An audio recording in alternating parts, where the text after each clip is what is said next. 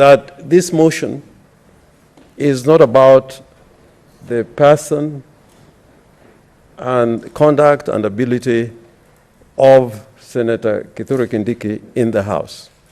I think if there's anybody who came to that conclusion, then they are arguing the wrong motion. And indeed, Mr. Speaker, I am one of the last persons, and there are many senators who were with me that fateful evening. I think Senator Mora was there, where we were looking for a pathway. We didn't want to go through this process. We were looking for a pathway of how to resolve this matter. And we were up at night until about 1 a.m. in the morning. I had the privilege of talking to Senator Kindiki, the Deputy Speaker, looking for a way out of this quagmire. Because as it has been said, this matter has been brought by a coalition, the Jubilee coalition. It's not been brought by the NASA coalition.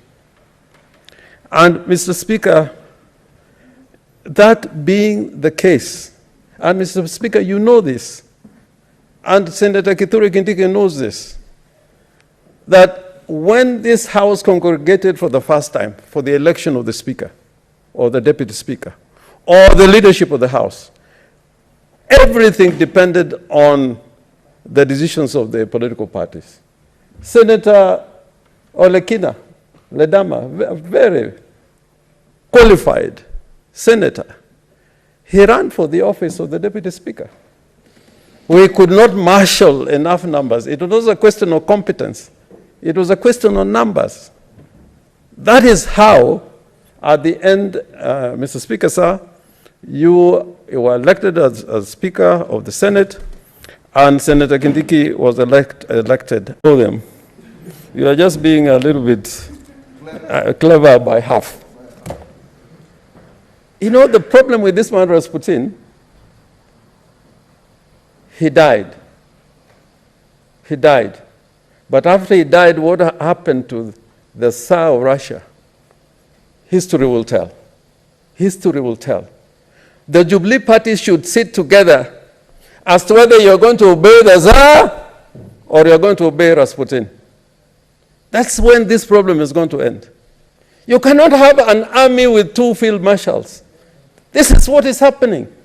And is causing havoc to this country. There's a time, Mr. Speaker, I said on the floor of this House that Jubilee is dysfunctional. And we want a party that is functional, like a party that is in government. So we are coming together as Republicans, as Kenyans, to ensure that the 2 years that Jubilee has, you can at least do something with it. These things you are talking about, COVID, and I hear Senator Cheriot coming here, is now the greatest campaigner for the rights of the people. But look at the motions we brought here. I can challenge Senator for Kericho, or how he has voted in the past on matters that concern the people. So I am pleading that Senator Kithure Kindiki, this is probably not quite your day. Not quite your day. But I think you did the right deed for the wrong reason. For the wrong reason. For the wrong reason. And that's why you are here being, the center of this motion, when I know that really you should not be at the center of this motion. But you did a wrong deed, right deed, for the wrong reason, because that reason did not relate to the commander of your party, and in addressing the agenda that he had agreed that should be addressed to attain a one Kenya indivisible that can, in the end, be judged as a truly prosperous nation. And I want to say in the end this, these days, people talk politics like they are playing with toys. We have people here in this House who have been dragged out of this house and murdered. There are people who have been detained for 10 years. We are talking as if this Senate cannot have the same kind of people to sacrifice. And they shout the loudest out there about talking about the truth and justice. Justice, you can only talk about justice if the president is talking about fighting against corruption. You should be the loudest and saying that we are fighting against corruption. But what do we hear? That corruption is being politicized. Corruption is being politicized. Now, who is going to speak for the government in this house?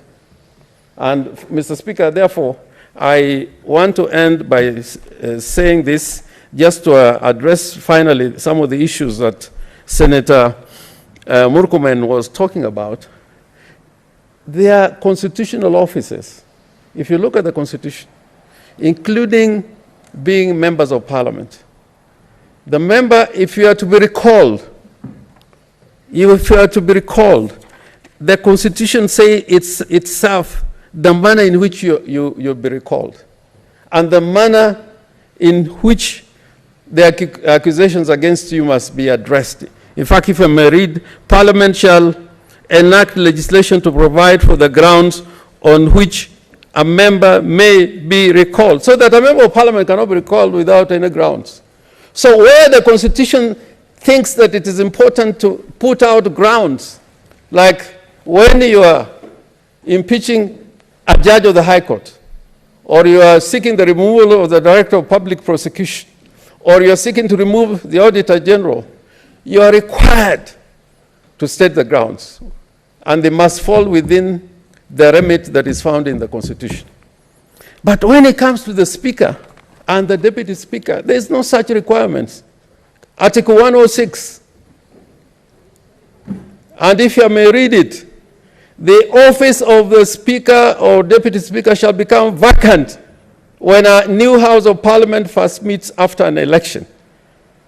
B, if the office holder as a member of the relevant House vacates office under Article 103. C, if the relevant House so resolves by a resolution supported by the votes of at least two-thirds. So it says what you require is a resolution. And at the end of this debate, we are going to have a resolution. And therefore, Article 47 was not being well interpreted and constructed in the context of the Constitution. And the Constitution itself says, and I'm glad about Senator Wambua when he said, when there are specific provisions of the Constitution relating to a particular circumstances, then you cannot fall on the general provisions of the Constitution. You follow the provisions that are set out in the Constitution, and they've been elaborated in the standing orders. And Mr. Speaker, on this question, one can go on and on and on. Now, this Parliament, I know, is going to be required to play a very critical role in the next 2 or 3 months. Because when there is constitution making, when there is reforms, Parliament must be at the center of it. And we must, as a Parliament, as a Senate, be together in this great quest to make Kenya a better country. And therefore, those who have decided, and they have those who believe in the course they have taken in trying to reform the country, and they need the support of institutions, including Parliament, they must be rest assured that you're having a reforming Parliament. And I disagree that this Senate can be described as a bad Senate. There's in British history, parliaments have been described in many ways, the bad parliament, the good parliament, and so on.